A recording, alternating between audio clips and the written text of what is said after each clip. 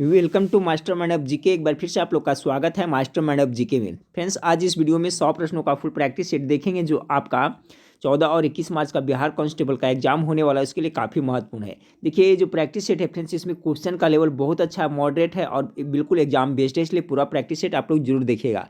सभी को पता है फ्रेंड्स कि प्रत्येक दिन मैं आपको 100 प्रश्नों का प्रैक्टिस सेट शाम के टाइम में प्रोवाइड कराता हूँ फ्रेंड्स। तो रिक्वेस्ट है कि अभी तक चैनल को सब्सक्राइब नहीं किया है तो चैनल को सब्सक्राइब कर बेल आइकन को जरूर दबा दीजिएगा। और फ्रेंड्स, आपको जीके जीएस पढ़ने के लिए इस वीडियो के नीचे डिस्क्रिप्शन में लिंक दिया हुआ है मेरा वेबसाइट का फ्रेंड्स, gkmastermind.com है। उस पर जाकर के फ्री ऑफ कॉस्ट बहुत सारा प्रैक्टिस सेट है, हिंदी और जीके जीएस का प्रैक्टिस सेट पढ़ सकते हैं। नीचे आपका टेलीग्राम का भी लिंक दिया हुआ है फ्रेंड्स, टेलीग्राम ग्रुप ज्वाइन कर लें। आपको जब मास्टर वीडियो प्रोवाइड करूँगा फ्रेंड्स तो उसका PDF और जो स्टडी संबंधित मटेरियल है उसी पर आपको मिलेगा। ठीक है फ्रेंड्स, तो वीडियो अच्छा लगे तो लाइक कर दीजिएगा, दोस्तों में शेयर जरूर करिएगा।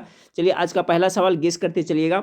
बैंकों में चेक का भुगतान करने के लिए इनमें से कौन सी तकनीक प्रयोग की जाती है? बहुत अच्छा सवाल है। तो बैंकों में जो चेक का भुगतान करने के लिए तकनीक प्रयोग की जाती है उसका नाम क्या है? Correct answer option number C हो जाएगा, यानी कि आपका MICR। ठीक है फ्रेंड्स, क्या होता है, कौन सा तकनीक? तो MICR। इसका अगर फुल फॉर्म अगर पूछे फ्रेंड्स तो फुल फॉर्म याद रखिएगा। M फॉर मैग्नेटिक, और I फॉर हो गया इंक, C फॉर क्या हो गया कैरेक्टर, और R फॉर क्या हो गया रिकॉग्नाइजेशन टेक्नोलॉजी। तो इसका फुल फॉर्म हुआ था, याद रखिएगा। राइट आंसर क्या हो गया? MICR, option number C correct answer होगा। सवाल नंबर 2 को देखें कि वे प्रिंटर जो प्रिंट हेड और कागज के बीच कोई यांत्रिक संपर्क नहीं स्थापित कर पाते हैं उसे कौन सा प्रिंटर कहा जाता है? तो सवाल नंबर 2 का राइट आंसर होगा friends option number D, inkjet और लेजर प्रिंटर। अच्छा सवाल है, देख लें। वे प्रिंटर जो प्रिंट हेड और कागज के बीच कोई यांत्रिक संपर्क नहीं स्थापित कर पाते हैं वो कहलाते हैं इंकजेट और laser printer. Option number D इसका करेक्ट आंसर होगा। सवाल नंबर 3 है, चंद्र ग्रहण केवल इन दिनों देखा जा सकता है, तो कब देखा जाता है फिर? तो पूर्ण चंद्र दिवस, यानी इसका correct answer option number B हो जाएगा। ठीक है, चंद्र ग्रहण केवल इन दिनों देखा जा सकता है, इसका जो आंसर की है फ्रेंड्स ऑप्शन नंबर बी, पूर्ण चंद्र दिवस। चलिए अगला सवाल को लिखते हैं। अगला सवाल है आपका, रिएक्टर पैमाने को खाली स्थान मापने के लिए उपयोग में लाया जाता है। तो रिएक्टर पैमाना में क्या होता है फ्रेंड्स? आपका भूकंप की तीव्रता, यानी ऑप्शन नंबर सी इसका करेक्ट आंसर होगा। सवाल नंबर 5 को देखें। सवाल नंबर 5 आपका है कि इनमें से ऊष्मा के कमजोर संवाहकों का समूह चुनिए। ऊष्मा के कमजोर संवाहकों समूह को चुनिए। देखिए, इसमें सभी क्वेश्चन मॉडरेट है। 5 का क्या हो जाएगा फ्रेंड्स? तो ऊष्मा का जो कमजोर संवाहक है वो क्या हो जाएगा? तो ऑप्शन नंबर 1 करेक्ट आंसर हो जाएगा, वायु जल प्लास्टिक। इसकी अपेक्षा है जो इस सब में अधिक होता है, जैसे ऊन, लकड़ी, लोहा इसमें अधिक होता है। उसके बाद जल, कॉपर, लकड़ी इसमें भी अधिक होता है। हवा, एल्युमिनियम, ऊन ये सब में अधिक होता है। तो सवाल ये था आपका कि इनमें से ऊष्मा के कमजोर संवाहक का समूह चुनिए, तो ऑप्शन नंबर ए इसका करेक्ट आंसर हो जाएगा। सवाल नंबर 6 को देखें कि कौन सी भाषा गुरुमुखी लिपि में लिखी जाती है? गुरुमुखी वहाँ पर होना चाहिए, गुरु में लिखी जाती है। तो सवाल नंबर 6 का राइट आंसर क्या होगा? पंजाबी भाषा। ठीक है, पंजाबी भाषा का जो लिपि है उसका क्या नाम है? गुरुमुखी लिपि है। हम लोग का हिंदी का क्या है फ्रेंड्स? तो देवनागरी लिपि है, सभी जानते हैं। तो सवाल नंबर 6 का right answer option number C हो गया। सवाल नंबर 7 को देखिए, ब्लूटूथ टेक्नोलॉजी का आविष्कार किसने किया था? चलिए फटाफट गेस करिए इसका राइट आंसर क्या होगा। तो देखिए, ब्लूटूथ जो टेक्नोलॉजी है इसका आविष्कारक था एरिक्सन था, यानी ऑप्शन नंबर सी इसका करेक्ट आंसर हो जाएगा। चलिए सवाल नंबर 8 को देखते हैं कि उस राष्ट्रीय एजेंसी का नाम बताओ जिसने भारत में निवेश आकर्षित करने के साथ साथ सीमा शुल्क यानी कस्टम अधिनियम 1962 के तहत बॉन्ड स्कीम के अंतर्गत विनिर्माण एवं अन्य परिचालनों के जरिए मेक इन इंडिया में मजबूती लाने के लिए संशोधित एवं सुव्यवस्थित कार्यक्रम को शुरू किया है। बहुत ही लंबा क्वेश्चन है फ्रेंड्स। तो इसका जो राइट आंसर है 8 का ऑप्शन नंबर सी, क्या है? सी, केंद्रीय अप्रत्यक्ष और सीमा शुल्क बोर्ड ने ऐसा किया है। ऑप्शन नंबर सी इसका राइट आंसर है 8 का। चलिए सवाल नंबर 9 को देखें। सवाल नंबर 9 देखिए फ्रेंड्स, कह रहा है कि कथक एक शास्त्रीय नृत्य है। कथक कहाँ का है जो शास्त्रीय नृत्य है आपको बताना है। तो सवाल नंबर 9 का गेस करें, राइट आंसर क्या होगा? राइट आंसर हो जाएगा ऑप्शन नंबर ए, उत्तर भारत को। देखिए फ्रेंड्स, इसमें थोड़ा सा वक्त दीजिएगा, मैं इसमें कन्फ्यूजन कहाँ होता है विद्यार्थी। एक कथक है फ्रेंड्स, एक क्या होता है? कथक कली हो जाता है। ठीक है, एक कथक है और एक कथक कली है। तो यहाँ पर पूछा जा रहा है आपका क्या? कथक के बारे में। तो कथक कथक है जो कहाँ का शास्त्रीय नृत्य है, तो उत्तर भारत का है। और कथकली कहाँ का है फ्रेंड्स, तो कथकली आपका केरला का हो जाएगा, याद रखिएगा। कथकली नृत्य है जो आपका केरला का है, और कथक सिर्फ रहेगा तो उत्तर भारत का। इसमें अगर कन्फ्यूजन होता है फ्रेंड्स तो एक मैट्रिक बताता हूँ जिससे आपको हमेशा कभी नहीं कन्फ्यूज होगा। कथक, ठीक है, कथक से हम लोग इमेज बनाइए कत्था का, जो पान में कत्था लगता है, ठीक है फ्रेंड्स। और बनारस का पान है जो बहुत फेमस है, तो बनारस के पान में क्या, कत्थक, यानी कत्था, इससे इमेज बना लीजिए। तो कत्था का प्रयोग कहाँ किस में होगा, पान में। अब पान सबसे फेमस कौन सा है, बनारसी पान है, ठीक है फ्रेंड्स। तो अब मेरे ख्याल से इसमें आपको गलती नहीं होगी, कत्थक रहेगा फ्रेंड्स। तो इसको हम लोग क्या इमेज बनाएंगे, कत्थक बनाएंगे। और कत्थक पान में लगता है कत्था, यानी उत्तर भारत में, यानी उत्तर प्रदेश में। उत्तर प्रदेश में आपका जो पड़ता है वाराणसी पड़ता है, ठीक है। तो इस तरह से कुछ याद कर ले। तो कथक हो गया उत्तर भारत का फ्रेंड्स, और केरल का क्या हो गया, कथकली हो गया। तो इसी में कन्फ्यूजन होता है, याद रखिएगा। सवाल नंबर 10 है आपका, आयरलैंड की मुद्रा है, आयरलैंड की मुद्रा क्या है। तो सवाल नंबर 10 का जो राइट आंसर होगा फ्रेंड्स, यूरोपियन यूरो, ठीक है। ऑप्शन नंबर डी इसका करेक्ट आंसर हो जाएगा। चलिए सवाल नंबर 11 को देखते हैं। सवाल नंबर 11 है आपका कि निम्नलिखित में से कौन सा आरबीआई द्वारा जारी पहला पेपर मुद्रा था। अच्छा सवाल है फ्रेंड्स। आरबीआई यानी रिजर्व बैंक ऑफ इंडिया द्वारा जारी पहला पेपर मुद्रा कितना था, कितना रुपये का नोट था फ्रेंड्स। तो ध्यान रखिएगा कितने का, 100 रुपये का नोट पहली बार जारी किया था। ऑप्शन नंबर सी इसका करेक्ट आंसर हो जाएगा। अगला सवाल को देखते हैं। मधुबनी लोक चित्रों की एक शैली भारत में निम्नलिखित राज्यों में से कौन सी लोकप्रिय है। तो मधुबनी कहाँ, आपका बिहार में फ्रेंड्स, ठीक है, डिस्ट्रिक्ट भी पड़ता है। और मधुबनी शैली जो बिहार में है प्रसिद्ध है। तो ऑप्शन नंबर डी इसका करेक्ट आंसर हो जाएगा। अगला सवाल आपका फ्रेंड्स कि निम्नलिखित में से झीलों में से कौन सी नमक पानी झील है। नमक पानी मतलब खारे पानी का झील पूछा जा रहा है फ्रेंड्स। तो क्या हो जाएगा इसका राइट आंसर आपका, सांभर झील। तो नमक पानी का झील कौन सा है, सांभर झील। सांभर झील कहाँ पड़ता है, तो याद रखिए राजस्थान में पड़ता है। डल और बूलर जो कहाँ पड़ता है, जम्मू और कश्मीर में आपका झील पड़ता है। सब याद कर ले फ्रेंड्स। सांभर झील जो खारे पानी का झील है जो कहाँ पड़ता है, तो आपका राजस्थान में पड़ता है। डल और बूलर झील है जो कहाँ पड़ता है, जम्मू कश्मीर में पड़ता है। उसके बाद गोविंद सागर, तो गोविंद सागर झील है जो आपको कहाँ पड़ता है, तो जो गोविंद सागर झील है फ्रेंड्स आपका वो हिमाचल प्रदेश में पड़ता है। ये भी आप लोग जरूर याद रखिएगा। गोविंद सागर झील है जो आपका कहाँ पड़ता है, तो हिमाचल प्रदेश में पड़ता है। इसे भी आप लोग जरूर याद रखें। अगला सवाल को देखते हैं कि किस देश में रमन मैग्सेसे पुरस्कार दिया जाता है। रमन मैग्सेसे पुरस्कार किस देश में दिया जाता है। तो सवाल नंबर आपका 14 का जो राइट आंसर होगा ऑप्शन नंबर डी, फिलीपींस, ठीक है। देखिए रमन मैग्सेसे पुरस्कार से एक और प्रश्न पूछा जाता है। देखिए रमन मैग्सेसे पुरस्कार है, इसे एशिया का नोबेल पुरस्कार भी कहा जाता है। और ये कहाँ, फिलीपींस में दिया जाता है। फिलीपींस के जो राष्ट्रपति थे फ्रेंड्स उन्हीं की याद में दिया जाता है। उनका नाम रमन मैग्सेसे था, उन्हीं की याद में ये पुरस्कार दिया जाता है। तो इसमें 2 सवाल बन रहा है फ्रेंड्स, याद रखिएगा। एक सवाल आपका इंपॉर्टेंट हो गया कि रमन मैग्सेसे पुरस्कार दिया जाता है किस देश में, तो आपका फिलीपींस द्वारा दिया जाता है। और दूसरा है फ्रेंड्स कि आपका एशिया का नोबेल पुरस्कार किसे कहा जाता है, तो इसी रमन मैग्सेसे पुरस्कार को कहा जाता है। चलिए सवाल नंबर 15 को देखें कि इनमें से कौन सा वायु प्रदूषण का परिणाम नहीं है। तो गेस करते चलेगा। जलवायु परिवर्तन होता है, ओजोन परत की कमी ये भी वायु प्रदूषण से होता है, इसका क्षरण हो रहा है। अम्ल वर्षा भी वायु प्रदूषण के कारण होता है, सबको पता है। फिर सल्फर डाइऑक्साइड और नाइट्रोजन ऑक्साइड के कारण अम्ल वर्षा होती है।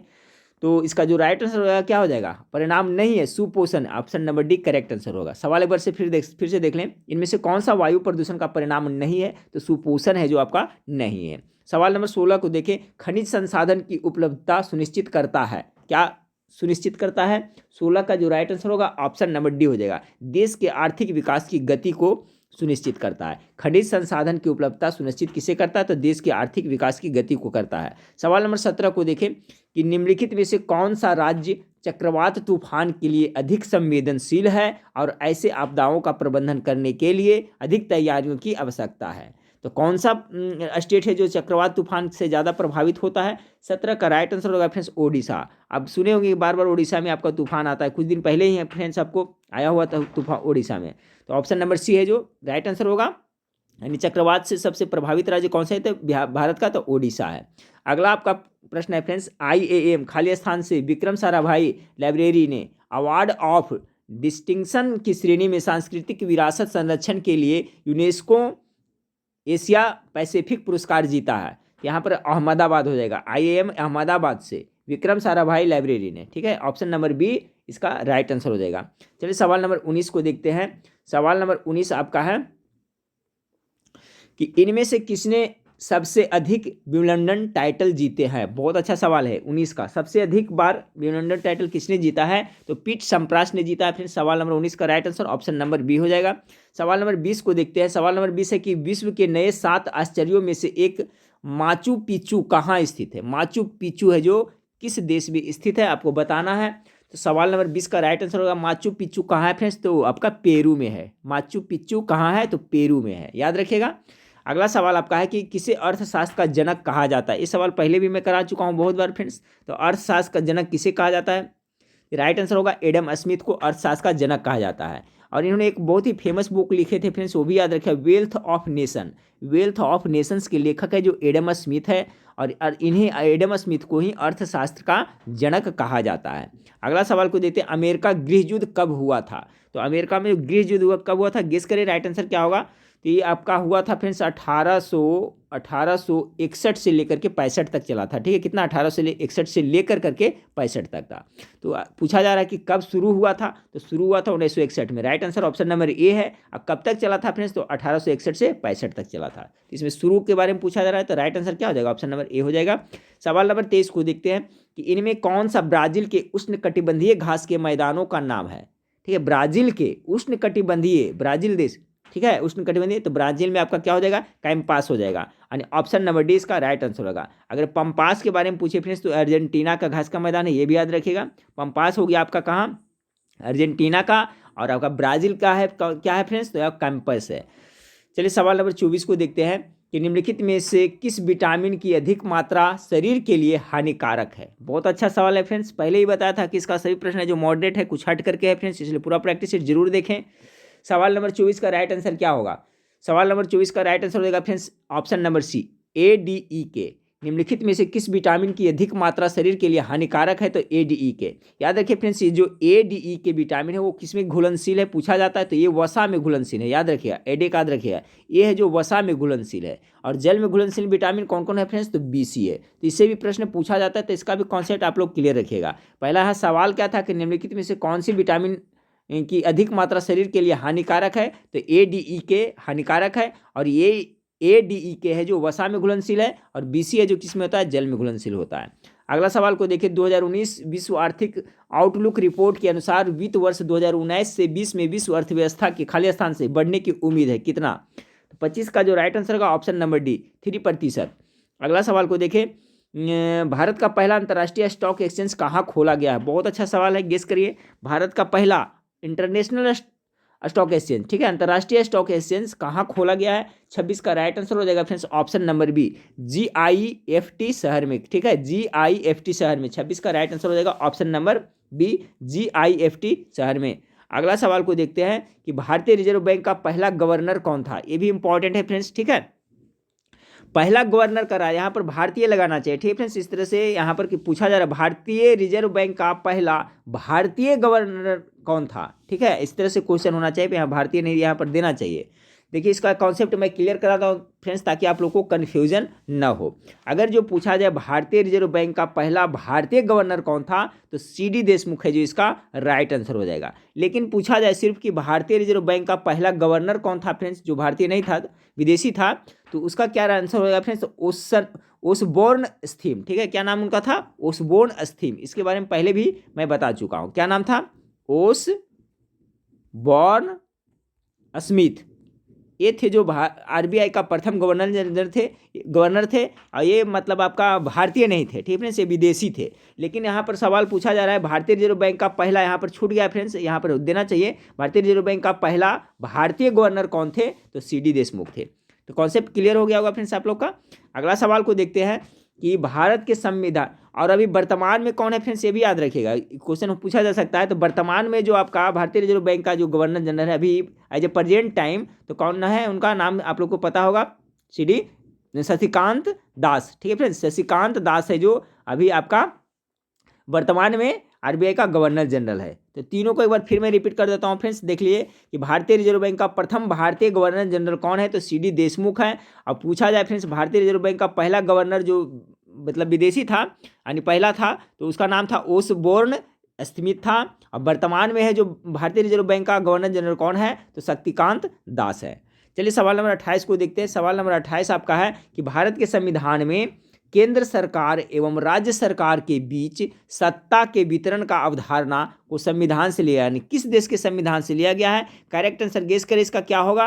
राइट आंसर होगा फ्रेंड्स ऑप्शन नंबर डी हो जाएगा, कनाडा के संविधान से लिया गया है। अब चलिए फ्रेंड्स इसमें कुछ डिस्क्राइब कर लेते हैं। पहले तो समझ गए क्वेश्चन क्या पूछा गया था कि भारत के संविधान में केंद्र सरकार एवं राज्य सरकार के बीच सत्ता के वितरण का अवधारणा को किस देश से लिया गया है? तो कनाडा से। ऑस्ट्रेलिया के संविधान से क्या लिया गया फ्रेंड्स? याद कर ले, समवर्ती सूची ऑस्ट्रेलिया के संविधान से लिया गया है। उसके बाद में फ्रेंड्स आपका संसदीय प्रणाली कहाँ से लिया गया है? तो ब्रिटेन के संविधान यानी यूनाइटेड किंगडम के संविधान से लिया गया संसदीय प्रणाली। और संयुक्त अमेरिका से बहुत सारा पद लिया गया फ्रेंड्स, जैसे राष्ट्रपति, उपराष्ट्रपति का पद, सर्वोच्च न्यायालय के मुख्य न्यायाधीश के बारे में। उसके बाद में फ्रेंड्स मौलिक अधिकार संयुक्त राज्य अमेरिका से लिया गया है। उसके बाद प्रस्तावना प्रेरित है, प्रस्तावना जो लिया गया है या अमेरिका से लिया गया है, लेकिन प्रस्तावना की भाषा कहाँ से लिया गया है फ्रेंड्स? तो ऑस्ट्रेलिया के संविधान से लिया गया है। ठीक है, तो ये सब याद रखें फ्रेंड्स। चलिए सवाल नंबर 29 को देखते हैं। सवाल नंबर 29 है क्रिएशन ऑफ एडम पेंटिंग किसने बनाई? बहुत अच्छा सवाल है। क्रिएशन ऑफ एडम पेंटिंग किसने बनाई? 29 का जो राइट आंसर हो जाएगा फ्रेंड्स ऑप्शन नंबर ए हो जाएगा, माइकल एंजिलो ने। ठीक है, माइकल एंजिलो ने क्रिएशन ऑफ एडम पेंटिंग बनाया है। ऑप्शन नंबर ए 29 का राइट आंसर होगा। सवाल नंबर 30 को देखें कि प्रोग्रामिंग लैंग्वेज पाइथन की संरचना किसने की? सवाल नंबर 30 का राइट आंसर होगा ऑप्शन नंबर डी, गाइडो वान रोमस ने। प्रोग्रामिंग लैंग्वेज पाइथन की संरचना किसने की? तो गाइडो वान रोमस ने। अगला सवाल को लेते हैं कि एक पदार्थ जो पोषण प्रदान करता है उसे कहते हैं, तो क्या कहेंगे? जो पोषण प्रदान करता है उसे पोषक तत्व कहेंगे। 31 का correct answer option number C हो जाएगा। चलिए सवाल नंबर 32 को देखते हैं कि विटामिन डी इसमें पाया जाता है, किसमें पाया जाता है? तो आपका डेयरी उत्पाद में विटामिन डी की मात्रा होता है फ्रेंड्स, अंडे में भी होता है, यकृत में होता है। 32 नंबर सवाल का right answer option number D हो जाएगा सभी में। अगला सवाल है फ्रेंड्स आपका कि जमा मल इसके द्वारा निकाला जाता है। जो मल होता है फ्रेंड्स किसके द्वारा निकाला जाता है? तो गुदा के द्वारा, यानी ऑप्शन नंबर डी इसका बिल्कुल राइट आंसर हो जाएगा। चलिए सवाल नंबर 34 को देखते हैं। सवाल नंबर 34 आपका है कि जीवित वस्तुओं जो कि अपना भोजन स्वयं तैयार करती है और भोजन के लिए दूसरी जीवित वस्तुओं पर निर्भर नहीं करती है, उन्हें कहा जाता है। बहुत अच्छा सवाल है फ्रेंड्स, इसका कॉन्सेप्ट मैं बहुत बार बता चुका हूँ। 34 का क्या होगा? यानी कि जीवित वस्तुएं ऐसे वस्तुएं जो अपना भोजन स्वयं तैयार करती है और किसी पर डिपेंडेंट वो नहीं होते हैं, उसे क्या कहा जाता है? तो उसे प्रोड्यूसर कहा जाता है। प्रोड्यूसर अर्थात उत्पादक, यानी ऑप्शन नंबर ए इसका बिल्कुल राइट आंसर हो जाएगा। तो उत्पादक जैसे जितने भी हरे पेड़ पौधे वनस्पति है सभी को उत्पादक की श्रेणी में रखेंगे, और जो उत्पादक को खाता है फ्रेंड्स उसको उपभोक्ता कहते हैं। तो उत्पादक जैसे कि आपका घास हो गया, तो घास को अगर हिरन खाता है तो हिरन हो जाएगा प्राथमिक उपभोक्ता हो जाएगा। ठीक है, अगर हिरन को बाघ खा जाता है तो बाघ द्वितीय उपभोक्ता हो जाएगा। ठीक है, उसी तरह से आपका बढ़ते जाता है। तो मेरे ख्याल हिसाब से इसका कॉन्सेप्ट क्लियर हो गया होगा। जितने भी हरे पौधे हैं जो अपना खाना स्वयं प्रकाश संश्लेषण क्रिया करके बनाते हैं उसको उत्पादक कहते हैं, और उत्पादक को जो खाता है उसे उपभोक्ता कहते हैं। चलिए सवाल नंबर 35 को देखिए, गर्म और शुष्क मौसम के दौरान स्थिर या निष्क्रिय होने वाले सूक्ष्म जीव की स्थिति को क्या कहा जाता है? अच्छा सवाल है फ्रेंड्स, गर्म और शुष्क मौसम के दौरान स्थिर या निष्क्रिय होने वाले सूक्ष्म जीव की स्थिति को क्या कहा जाता है? सवाल नंबर 35 का राइट आंसर होगा सुस्ताना। ठीक है, ऑप्शन नंबर सी इसका राइट आंसर हो जाएगा, 35 का सी हो जाएगा। चलिए सवाल नंबर 36 को देखें कि वे बैक्टीरिया जिनमें शर्करा को लैक्टिक एसिड में बदलने की क्षमता होती है उन्हें क्या कहते हैं? 36 का क्या होगा? कॉमन सेंस की बात है। वे बैक्टीरिया जिनमें शर्करा को लैक्टिक एसिड में बदलने की क्षमता होता है तो क्या लैक्टोबैसिलस हो जाएगा फ्रेंड्स। ठीक है, दूध से दही खट्टा होता है बैक्टीरिया के कारण होता है। ठीक है, तो यहाँ पर सवाल 36 का right answer option number A हो जाएगा कि वे बैक्टीरिया जिनमें शर्करा को लैक्टिक एसिड में बदलने की क्षमता होती है उन्हें क्या कहते हैं? तो ऑप्शन नंबर ए इसका करेक्ट आंसर हो जाएगा, लैक्टोबैसिलस। अगला सवाल है पारा। पारा क्या है? 37 का पारा क्या है फ्रेंड्स? तो आपका हानिहीन है, सुरक्षित है, गैर विषैला है, जहरीला। जी, पारा है जो बहुत जहरीला होता है, इसलिए फ्रेंड्स पारा को मुंह पे कभी नहीं लेना चाहिए। पारा होता है जो आपका धातु है, लिक्विड धातु है, जो क्या होता है? जहरीला होता है। 37 का right answer option number D हो जाएगा। सवाल नंबर 38 को देखिए, स्याह, पीला और मैजेंडा ये है कौन सा रंग के अंतर्गत आता है? ठीक है, स्याह, पीला और मैजेंडा है जो आपका माध्यमिक रंग के अंतर्गत आता है। सवाल नंबर 38 का right answer option number C हो जाएगा, माध्यमिक रंग। अगर पूछे आपसे फ्रेंड्स प्राथमिक रंग किसे कहते हैं, तो इसका तो ऐसा ट्रिक बताया फ्रेंड्स कि जिंदगी में कहीं नहीं भूलिए। अगर नहीं सुने हैं ट्रिक्स फिर जाने हैं तो बता देता हूँ। प्राथमिक रंग का हम किस तरह से याद रखते हैं? नहला याद रखते हैं। ठीक है, किस तरह से? नहला। यानी न से नीला, ह से हरा और लाल से ल से लाल, यानी यही 3 रंग है जो प्राथमिक रंग है। ठीक है, नहला याद रखिएगा, अगर एग्जाम में पूछ दिया जाए फ्रेंड्स किसी तरह से घुमा के, तो आप नहला वहाँ पर लिख लीजिएगा और देख लीजिएगा, नहला न से नीला रंग, हरा रंग और ल से लाल रंग, यही है जो आपका प्राथमिक रंग है। तो यहाँ सवाल क्या पूछा गया था, स्याह, पीला और मैजेंडा ये है जो माध्यमिक रंग के अंतर्गत आता है। अगला सवाल को देखें, पेट में खाने का प्रवेश एवं निकासी इसके द्वारा नियंत्रित होता है, किसके द्वारा नियंत्रित होता है, 39 का। तो ये आपका पेशी शिफ्टर्स द्वारा होता है। ठीक है, शिफ्टर्स द्वारा होता है। ऑप्शन नंबर ए इसका बिल्कुल राइट आंसर है। चलिए सवाल नंबर 40 को देखें, सोने जैसी स्थिति जो कि एक जानवर चयापचय दर कम करने के लिए अपनाता है उसे कहते हैं। जैसे सोने जैसी स्थिति जो एक जानवर है वो चयापचय दर को कम करने के लिए अपनाता है उसे क्या कहते हैं। तो सवाल नंबर 40 का राइट आंसर होगा, उसे शीत निद्रा कहते हैं। ऑप्शन नंबर सी इसका राइट आंसर है। देखिए फ्रेंड्स, इसमें क्वेश्चन मैं पहले बताया हूँ कि मॉडरेट टाइप का अच्छा क्वेश्चन है फ्रेंड्स, पूरा प्रैक्टिस सेट आप लोग जरूर लगाएं। सवाल नंबर 41 को देखें कि छोटे बाल द्रव्यों में कंपन की वजह से हट जाते हैं, छोटे बाल द्रव्यों में कंपन की वजह से हट जाते हैं। 41 का राइट आंसर क्या होगा, तो किसके कारण, तो कर्णावर्त। छोटे बाल द्रव में कंपन की वजह से हट जाते हैं, कैसा हट जाते हैं, किधर हट जाते हैं, तो कर्णावर्त। चलिए अगला सवाल को देखते हैं कि अधिक उच्च फ्रीक्वेंसी इसमें होगी, किसमें होगी, अधिक उच्च फ्रीक्वेंसी इसमें होगी। तो 42 नंबर सवाल का हो जाएगा राइट आंसर फ्रेंड्स ऊंचाई। ठीक है, अधिक उच्च फ्रीक्वेंसी इसमें होगी, तो इसका राइट आंसर दे रहा है फ्रेंड्स आपका ऊंचाई दे रहा है। चलिए सवाल नंबर 43 को देखते हैं। सवाल नंबर 43 आपका है कि हम भोजन खाते हैं उसमें संरक्षित ऊर्जा के सेलों में केवल इस प्रक्रिया से रिलीज होती है। तो सवाल नंबर क्या हो इसका हो जाएगा राइट आंसर श्वसन हो जाएगा फ्रेंड्स। हम भोजन खाते हैं उसमें संरक्षित ऊर्जा शरीर के सेलों में, सेल यानी कोशिका में केवल इस प्रक्रिया से रिलीज होती है, तो श्वसन प्रक्रिया से होती है। जैसा कि सभी को पता है फ्रेंड्स कि जब हम लोग का जो कोशिका होता है, तो कोशिका का अंग है माइटोकॉन्ड्रिया। ठीक है फ्रेंड्स, तो माइटोकॉन्ड्रिया को ही कोशिका का श्वसन स्थल कहा जाता है। तो माइटोकॉन्ड्रिया में ही आपका श्वसन की क्रिया होता है, जिसके फलस्वरूप वहाँ पर ऊर्जा निकलता है, किसके रूप में फ्रेंड्स, एटीपी के रूप में निकलता है। ठीक है, एटीपी के रूप में निकलता है। तो उसी से एक सवाल रिलेटेड है कि हम जो भोजन खाते हैं उसमें से संरक्षित ऊर्जा शरीर के सेल यानी कोशिका में केवल इस प्रक्रिया द्वारा रिलीज होते हैं, तो आपका श्वसन प्रक्रिया द्वारा रिलीज होती है। क्योंकि फ्रेंड्स माइटोकॉन्ड्रिया में को श्वसन स्थल कहा जाता है, वहीं पर भोजन का वहीं पर आपका ऊर्जा निकलता है, किस रूप में निकलता है, तो एटीपी के रूप में निकलता है, याद रखिएगा। अगला सवाल आप फ्रेंड्स आपका कि जुगाली करने वाले पशु इनको कहते हैं, जुगाली करने वाली। चलिए फ्रेंड्स आप लोग सुनेंगे, अच्छा सवाल है। जुगाली मतलब देखिए जब पशु जो खाते हैं फ्रेंड्स, जैसे अपना पशु है जो आपको घास भूसा खा लिया, उसके बाद में देखिए उसको पचाने के लिए जो मुंह को चलाते रहता है फ्रेंड्स, उसे क्या कहते हैं, जुगाली कहते हैं। अगर जो कोई पशु जुगाली, जैसे देहाती भाषा में उसको कौरी भी बोलते हैं, अगर जुगाली ना करे, कौरी ना करे, तो उसका जो खाना है जो डाइजेस्ट नहीं होगा। तो जुगाली करने वाले पशु इनको कहते हैं। तो गाय भी जुगाली करता है देखिएगा फ्रेंड्स, बकरी भी देखिएगा आप बैठे रहिए तो अपना मुँह चलाते रहती है, भेड़ भी करते हैं, यानी ये सभी। ऑप्शन नंबर डी इसका जो राइट आंसर हो जाएगा। चलिए सवाल नंबर 45 को देखते हैं कि बेनेडिक्ट का मिश्रण इसके परीक्षण में उपयोगी है। बेनेडिक्ट का मिश्रण किसके परीक्षण में उपयोगी है। 45 का right answer option number glucose का, option number A right answer होगा। सवाल नंबर 46 को देखें कि विभिन्न प्रकार के अमीनो एसिड जिनकी संख्या होती है, 46 का गेस करें फ्रेंड्स क्या हो राइट आंसर होगा। विभिन्न प्रकार के अमीनो एसिड है, विभिन्न प्रकार के अमीनो एसिड है जिनकी संख्या कितनी होती है, तो इसमें जो आपका राइट आंसर हो जाए friends option number A B 12 होती है। ठीक है, अगर पूछा जाए फ्रेंड्स की जो प्रोटीन है जो कितने अमीनो अम्ल के मिलकर के बना हुआ है, तो उसमें आपका 20 हो जाएगा, ये याद रखिएगा। ठीक है फ्रेंड्स, जो प्रोटीन टूटता है किस में टूटता है, तो अमीनो अम्ल में टूटता है। और अगर प्रोटीन है जो कितने प्रकार के अमीनो अम्ल से मिलकर के बना हुआ है, तो ये सवाल पूछा जाता है तो 20 प्रकार के अमीनो अम्ल से मिलकर के वो बना होता है। लेकिन यहाँ सवाल है विभिन्न प्रकार के अमीनो एसिड है, यानी विभिन्न प्रकार के जो अमीनो एसिड है उनकी संख्या कितनी होती है, तो 12 होती है। लेकिन पूछे प्रोटीन में कितने अमीनो अम्ल पाया जाता है फ्रेंड्स, तो का 20 हो जाएगा। ठीक है, कॉन्सेप्ट क्लियर हो गया होगा। अगला सवाल को देखते हैं। अगला सवाल आपका है कि आहार नली, लीवर, पैंक्रियाज और गॉल ब्लैडर मिलकर इनका भाग है, किनका भाग है, 47 का। तो क्या हो जाएगा, मानव पाचन प्रणाली का ही है। आहार नली से फ्रेंड्स आपका मुख से ही पाचन शुरू हो जाता है, आहार नली होते अंदर जाता है, तो मानव पाचन प्रणाली का ये भाग है। आहार नली, लीवर, पैंक्रियाज और गॉल ब्लैडर मिलकर किनका भाग है, तो आपका मानव पाचन प्रणाली है। सवाल नंबर आपका 47 का right answer option number A हो जाएगा फ्रेंड्स। यहाँ तो हो नहीं सकता है, मेढक हो गया, फिर छिपकली हो गया, खरगोश हो गया, राइट आंसर ये हो जाएगा।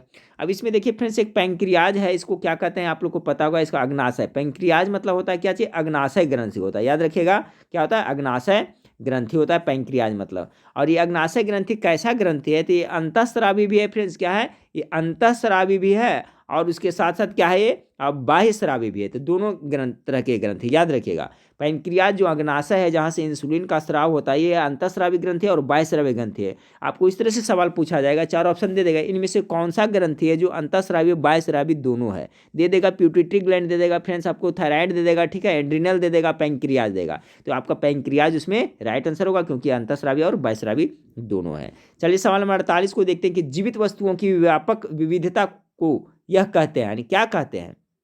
48 का right answer option number B, जैव विविधता कहते हैं। जीवित वस्तुओं की व्यापक जो विविधता उसे क्या कहते हैं, तो जैव विविधता कहते हैं। 48 का बी। सवाल नंबर 49 को देखें कि हवा, जल, प्रकाश, तापमान और पीएच यह बताते हैं, क्या बताते हैं। 49 का राइट आंसर हो जाएगा ऑप्शन नंबर बी, अजैविक पर्यावरण। ठीक है फ्रेंड्स, आप लोग को पता होगा कि जैविक पर्यावरण होता है, अजैविक होता है। तो जैविक अजैविक के अंतर्गत किसके रहते हैं, जो निर्जीव चीज होता है फ्रेंड्स, जैसे हवा हो गया, जल हो गया, प्रकाश हो गया, टेम्परेचर हो गया, ये सभी है जो क्या है, अजैविक पर्यावरण के घटक है। ऑप्शन नंबर बी 49 का बिल्कुल राइट आंसर हो जाएगा। सवाल नंबर 50 को देखिए फ्रेंड्स कि पाइक्यूपाइन पफ्फर मछली अपना आकार इससे बड़ा कर लेती है, किससे कर लेती है बड़ा, मछली का नाम क्या है फ्रेंड्स, पाइक्यूपाइन पफ्फर मछली अपना आकार इनसे बड़ा कर लेती है। तो 50 का जो राइट आंसर होगा ऑप्शन नंबर सी, फुलाना, फुला करके, ठीक है, अपना आकार है जो बड़ा कर लेती है।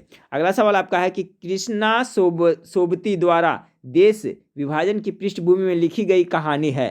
कृष्णा सोबती द्वारा, तो किसने लिखा था फ्रेंड्स, देश विभाजन की पृष्ठभूमि में लिखी गई कहानी है, कृष्णा सोबती के द्वारा कौन सा कहानी लिखा गया है। 51 का राइट आंसर ऑप्शन नंबर होगा, सिक्का बदल गया। याद रखिए, सिक्का बदल गया का लेखक जो कौन है फ्रेंड्स, कहानी है किसने लिखा था, तो कृष्णा सोबती द्वारा लिखा गया है।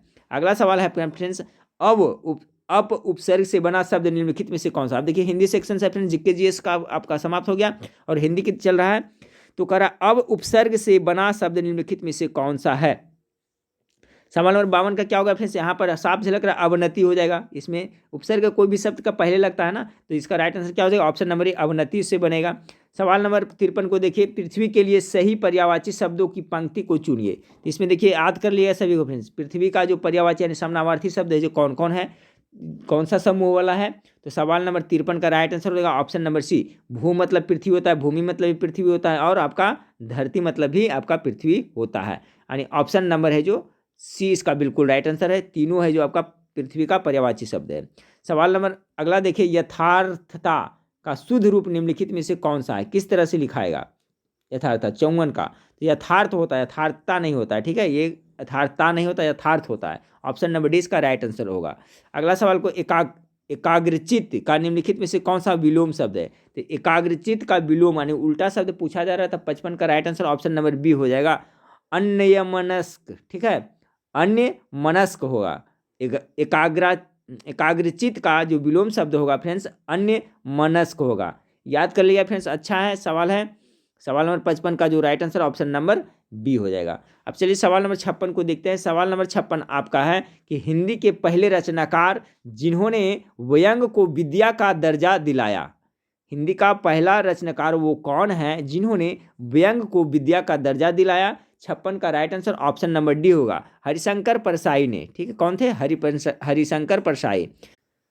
हाँ फ्रेंड्स, तो सवाल नंबर 57 को देखिए। सवाल नंबर 57 है कि ईया प्रत्यय से बना शब्द निम्नलिखित में से कौन सा है। तो इसका जवाब हमें बताइएगा फ्रेंड्स। इसका मैं बता देता हूँ, ईया प्रत्यय जो क्या शब्द के लास्ट में लगता है। तो देखिए इसमें ईया प्रत्यय किस में है। इसका 57 नंबर सवाल का आप लोग हमें ए बी करके ऑप्शन करके बताइएगा, इसका राइट आंसर क्या होगा।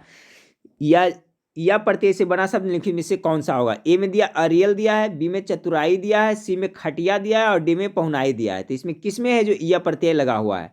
57 नंबर क्वेश्चन का जवाब आप लोग हमें कमेंट करके जरूर दीजिएगा। चलिए सवाल नंबर 58 को देखते हैं कि चरण धरत चिंता करत भावे नींद न सोर, सुरबन को खोजत फिरत कवि व्यभिचारी चोर। ये निम्नलिखित पंक्ति में कौन सा अलंकार है। इसमें अलंकार कौन सा है आपको पूछा जा रहा है। 58 का राइट आंसर होगा फ्रेंड्स आपका ऑप्शन नंबर बी, श्लेष अलंकार है। चलिए अगला सवाल को देखते हैं कि जो संपत्ति शिव राव नहीं, दिन दये दसमात, सो संपदा विभीष नहीं, सकुची दिन दिन रघुनाथ, दिनह रघुनाथ। इसमें है जो कौन सा रस है पूछा जा रहा है, ठीक है। तो 59 नंबर सवाल का right answer option number D होगा, वीर रस है इसमें। अगला सवाल है फ्रेंड्स, कामायनी के रचयिता कौन है, बहुत बार बता चुके हैं। चलिए इसका आंसर गलत नहीं होना चाहिए, किसी का नहीं होना चाहिए गलत फ्रेंड्स। कामायनी कौन हो जाएगा आपका, Jaishankar Prasad, option number A इसका बिल्कुल राइट आंसर हो जाएगा। महादेवी वर्मा का फ्रेंड्स याद रखेगा, यामा एक बुक है, वो पूछा जाता है, यामा के लेखक है जो कौन है, तो महादेवी वर्मा है, ये भी आप जरूर याद रखिएगा। चलिए अब देखिए 61 से आपका अंग्रेजी का सवाल है फ्रेंड्स, कह रहा है आपका क्या कि choose the correct form of the modal auxiliary verb for the given sentence. कह रहा it was crazy of you to drive like that you खाली स्थान हैव किल्ड समबडी। तो 61 नंबर सवाल का जो राइट आंसर हो जाएगा ऑप्शन नंबर सी हो जाएगा फ्रेंड्स, कुड होगा, ठीक है। यहाँ पर क्या होगा, you could have killed somebody, option number C इसका करेक्ट आंसर हो जाएगा। अब चलिए सवाल नंबर 62 को देखें। सवाल नंबर 62 आपका क्या है, इसमें देखिए अरेंज करने के लिए बोल रहा है, ठीक है फ्रेंड्स। कर रहा है आपका क्या कर रहा है, देख लेते हैं कि choose the option that correctly sequence the following sentence. आपको सीक्वेंस में सजाना है फ्रेंड्स, तो इसका देखिए राइट आंसर इसमें बता देता हूं मैं। सवाल नंबर 62 का राइट आंसर ऑप्शन नंबर ए यानी सबसे पहले आपका 2 नंबर होगा इसमें, तो 2 नंबर आपका ये हो जाएगा। उसके बाद में दे रहा है फ्रेंड्स, उसके बाद में 3 नंबर हो, 2 नंबर के बाद 4 नंबर हो जाएगा फ्रेंड्स, यानी 2 के बाद 4 हो जाएगा, यानी a baby tortoise climbs to the top branch for a tree and walks to the end of the branch. He spreads all his 4 flippers like a bird and jumps off the branch. तो इस तरह से sequence में तो पहले 2 number होगा, उसके बाद 4 नंबर, उसके बाद में 3 नंबर होगा फ्रेंड्स, उसके बाद में 1 नंबर होगा, उसके बाद सबसे लास्ट में जो 5 नंबर होगा, ठीक है।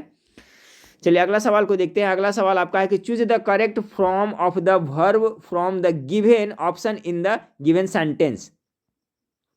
Choose the correct form of the verb का पूछा जा रहा है फ्रेंड्स, इसमें क्या हो यहाँ पर भराएगा, तो please do not disturb me while I am doing, यानी I am doing my homework, option number B इसका राइट आंसर हो जाएगा सवाल नंबर 63 का। सवाल नंबर 64 को देखें। सवाल नंबर 64 आपका है कि choose the option that best explain the highlighted expression. इसमें हाईलाइटेड कर रहा है, लेकिन हाईलाइटेड कहीं पर किया नहीं है, ठीक है। तो इसका कर रहा है he is popular among all the villagers, he is the salt of the earth. इसी के बारे में पूछा जा रहा है, साल्ट ऑफ द अर्थ। तो इसका जो क्या हो जाएगा फ्रेंड्स, 64 का right answer option number D हो जाएगा, a good and honest person. अगला सवाल को लेते हैं। Choose the option that best transforms the given sentence into one. He stayed at home, he was ill. तो इसका जो राइट आंसर हो जाएगा फ्रेंड्स ऑप्शन नंबर बी हो जाएगा, he stayed at home because he was ill. अगला सवाल को देखते हैं कि choose the most suitable determiner for the given sentence. यहाँ पर क्या भराएगा फ्रेंड्स, तो यहाँ पर हो जाएगा ऑप्शन नंबर ए हो जाएगा, ठीक है, यानी सेवरल पीपल, ठीक है। सेवरल सवाल नंबर 66 का राइट आंसर हो जाएगा, several people have come to watch the final cricket match between India and Pakistan. और लिटिल पीपल नहीं होगा, लिटिल भी नहीं होगा फ्रेंड्स, मच भी नहीं होगा, इस तरह से पता चल जाता है। सेवरल पीपल यहाँ पर राइट आंसर होगा, ऑप्शन नंबर ए इसका बिल्कुल राइट आंसर हो जाएगा। अगला सवाल आपका है कि choose the most suitable conjunction for the given sentence. Conjunction पूछा जा रहा है, तो we could go to the library, खाली स्थान यहाँ पर क्या होगा, और लाइब्रेरी, और we could go to the park, आपका यहाँ पर और कंजक्शन का प्रयोग होगा। अगला सवाल को लेते हैं कि choose the appropriate prepositional phrase for the given sentence. यहाँ पर क्या भराएगा, तो 68 नंबर सवाल का राइट आंसर हो जाएगा option number A, owing to huge losses in their family business they had to sell their big house, यानी ऑप्शन नंबर ए इसका राइट आंसर हो जाएगा। 69 नंबर सवाल देखिए, choose appropriate articles for the given sentence. Article का रहा है friends, तो सवाल नंबर 69 का जो राइट आंसर होगा ऑप्शन नंबर ए होगा, यहाँ पर होगा द, ठीक है। यहाँ पर क्या भरेगा, द सिटी ऑफ। ऐसे भी देखिए फ्रेंड्स, कहीं अगर जो ऑफ से कोई जुड़ा हुआ है तो उसके पहले द का प्रयोग पक्का किया जाता है, ठीक है। यहाँ कोई भी जो वर्ड रहेगा अगर ऑफ से जुड़ा हुआ है तो उसके पहले द का प्रयोग किया ही जाता है, डेफिनेट आर्टिकल का प्रयोग किया जाता है। तो the city of the Delhi has been lockdown for the, फिर यहाँ पर the past 3 nights due to, फिर यहाँ पर क्या भराएगा, एन, देखिए यहाँ पर वॉवेल है, एन एलिग्ड टेरर अटैक, यानी यहाँ पर हो जाएगा एन। ऑप्शन नंबर राइट आंसर क्या हो जाएगा फ्रेंड्स, ऑप्शन नंबर ए हो जाएगा। पहले यहाँ द भराएगा, यहाँ पर भी द भराएगा, यहाँ पर एन भराएगा। 69 नंबर सवाल का right answer option number A हो गया। सवाल नंबर 70 को देखिए, spot the error in the given sentence, इसमें कहाँ पर गलती है फ्रेंड्स सेंटेंस में, तो the dog was running it circles trying to catch it tail, आपका इसमें गड़बड़ है, ऑप्शन नंबर बी इसे बिल्कुल राइट आंसर है। अगला सवाल को देखिए, अब देखिए यहाँ से फ्रेंड्स आपको बिहार से संबंधित 10 जीके मिलता है फ्रेंड्स। तो ये प्रैक्टिस सेट में हर एक जो प्रैक्टिस सेट इसे मैं करवाता हूँ, तो देखिए लास्ट में आपको 10 प्रश्न आपको बिहार से रहता है। तो बिहार में चावल उत्पादन क्षमता किलोग्राम प्रति हेक्टेयर कितना है, बहुत इंपॉर्टेंट सवाल है फ्रेंड्स। इसका राइट आंसर हो जाएगा आपका 1000 से कितना, 1000 से 1050 किग्रा है, ऑप्शन नंबर 20 का राइट आंसर। बिहार में चावल उत्पादन क्षमता किलोग्राम प्रति हेक्टेयर कितना है, तो 1000 से 1050 किग्रा है। 71 का right answer option number B हो गया। 72, बिहार में चावल उत्पादक प्रमुख जिलों में आप किससे शामिल नहीं करेंगे, तो चावल के उत्पादन में प्रमुख जिला में शामिल किसे ने कहें फ्रेंड्स, तो पटना में तो होता है, गया में भी होता है, मुजफ्फरपुर में भी होता है, धनबाद, ठीक है फ्रेंड्स, आपका ये right answer option number D हो जाएगा, ठीक है, यहाँ पर आप नहीं करेंगे। बाकी पटना, गया, मुजफ्फरपुर सभी जगह आपका चावल की खेती होती है फ्रेंड्स, और धनबाद में तो वहाँ उधर चावल की खेती अधिक नहीं होती है। अगला सवाल को लेते हैं फ्रेंड्स आपका, कि नेपाल में गंडक को किस नाम से पुकारते हैं, अच्छा सवाल है 73 का, तो क्या कहते हैं उसे, नेपाल में क्या कहते हैं, सप्त गंडकी कह करके पुकारते हैं, यानी ऑप्शन नंबर सी इसका राइट आंसर होगा। अगला सवाल आपका है कि बगहा छितौनी रेल सड़क पुल किस नदी पर बनाया गया है, बगहा छितौनी रेल सड़क पुल है जो किस नदी पर बनाया गया है, तो ये आपको नारायणी नदी पर बनाया गया, ऑप्शन नंबर 20 का राइट आंसर होगा। चलिए अगला है, बिहार राज्य की सर्वाधिक लोकप्रिय सत्याग्रह कौन सा है, लोकप्रिय सत्याग्रह सबसे कौन सा है, तो सभी को पता होगा फ्रेंड्स, 1917 ईस्वी में जो हुआ था आपका चंपारण सत्याग्रह आंदोलन महात्मा गांधी ने चलाया था, ऑप्शन नंबर डी इसका राइट आंसर होगा। अब चलिए सवाल नंबर 76 को देखिए, सवाल नंबर 76 आपका है कि सन 1857 के विद्रोह का बिहार में नेतृत्व करने वाले किस महायोद्धा को सदैव याद किया जाता है, ये क्वेश्चन तो करीब करीब हर एक सवाल कैसा भी एग्जाम हो फ्रेंड्स उसमें पूछा जाता है, और सभी को इसका सही मार्क आते हैं। कुंवर सिंह यहाँ से नेतृत्व किए थे। अगला सवाल को देखते हैं, सॉरी अगला सवाल आपका है फ्रेंड्स, ग्रीष्म काल में बिहार का कौन सा नगर सर्वाधिक गर्म रहता है, 77 का, तो देखिए सबसे अधिक गर्मी पूरा बिहार में कहाँ पड़ता है, आप लोग को पता होगा गया डिस्ट्रिक्ट है जो सबसे गर्म डिस्ट्रिक्ट है, ऑप्शन नंबर 20 का राइट आंसर होगा। 78 नंबर सवाल को देखिए, गंगा के उत्तरी मैदान बिहार के कितने क्षेत्रफल पर विस्तृत है, गंगा के उत्तरी मैदान, 78 नंबर सवाल का राइट आंसर होगा फ्रेंड्स ऑप्शन नंबर बी, यानी 56,980 वर्ग किलोमीटर पर विस्तृत है। अगला सवाल है फ्रेंड्स आपका, बिहार भारत के किस भाग में स्थित है, चलिए बताएं कौन सा भाग में स्थित है बिहार अपना, तो उत्तर पूर्व में स्थित है, ऑप्शन नंबर डी इसका राइट आंसर। आप बहुत छोटा प्रश्न है फ्रेंड्स और इंपॉर्टेंट है, बिहार है जो भारत के किस भाग में है, तो उत्तर पूर्व में स्थित है। अब चलिए 80 नंबर सवाल को देखते हैं फ्रेंड्स। अगला सवाल है, बिहार में मानसून कब लौटता है कब मानसून 80 का बताना है, तो आपका मध्य अक्टूबर में बिहार में जो मानसून लौटता है, और आपका जून में मुख्य रूप से मानसून का आगमन होता है फ्रेंड्स, जून से जुलाई के बीच में आगमन हो जाता है, ठीक है, यानी जून के प्रथम सप्ताह में आगमन हो जाता है, लेकिन मुख्य रूप से आपको जुलाई में आता है। तो अगर पूछे मानसून लौटता कब है, तो मध्य अक्टूबर में लौटता है, ठीक है फ्रेंड्स। तो ये 80 प्रश्न थे आपका, और इसका जो मैथ का सोल्यूशन है फ्रेंड्स मैं पहले ही बोल चुका हूँ फ्रेंड्स, उसको मैं अलग से जो सेट है फ्रेंड्स उसका दो सेट करके आपको प्रोवाइड कराऊंगा, अलग से मैथ का प्रैक्टिस सेट। ऐसे भी फ्रेंड्स देखिए मैथ का आपको 8 से 10 सवाल पूछे जाते हैं फ्रेंड्स, और मैथ में एक और खासियत है फ्रेंड्स कि आपका मैथ में हूबहू सवाल आपको नहीं लड़ेगा, ठीक है, पैटर्न आपको पकड़ना है। अब ऐसा नहीं कि फ्रेंड्स जो मैथ इसमें हूबहू मैथ आपको वहाँ पर पूछ दिया जाए, हाँ डिजिट चेंज रहेगा, पैटर्न आप याद रखेंगे तो बन जाएगा। तो बाकी जो आप प्रैक्टिस सेट कर रहे हैं फ्रेंड्स रेलवे के लिए और एसएससी के लिए जो भी करते हैं, तो उतना प्रैक्टिस सेट करते रहेगा तो मैथ का सोल्यूशन हो जाएगा फ्रेंड्स। फिर भी इसमें जो मैथ दिया है फ्रेंड्स किस टाइप का, उसका सोल्यूशन मैं आपको प्रोवाइड जरूर कराऊंगा, ठीक है फ्रेंड्स। तो नेक्स्ट वीडियो में फिर मिलते हैं, और एक रिक्वेस्ट है फ्रेंड्स कि आप लोग चैनल को सब्सक्राइब नहीं किए तो चैनल को जरूर सब्सक्राइब करें, बेल आइकन को जरूर दबाएं। और फ्रेंड्स बहुत सारा मॉक टेस्ट है जो आपको इस वीडियो के नीचे डिस्क्रिप्शन में दिया हुआ है, जो बिहार पुलिस के लिए है, बिहार पुलिस कांस्टेबल एग्जाम 14 मार्च और 21 मार्च के लिए है, तो आप वहाँ पर जा करके free of cost mock test आप दे सकते हैं। मैं बार बार इसलिए कहता हूँ फ्रेंड्स कि देखिए अगर जो आप वहाँ पर वेबसाइट पे जा करके, इस पर तो पैसा नहीं लगता है फ्रेंड्स, तो वहाँ पर जा करके कम से कम जब भी समय मिले फ्रेंड्स तो एक ही सेट को 2 बार 3 बार जरूर देखें।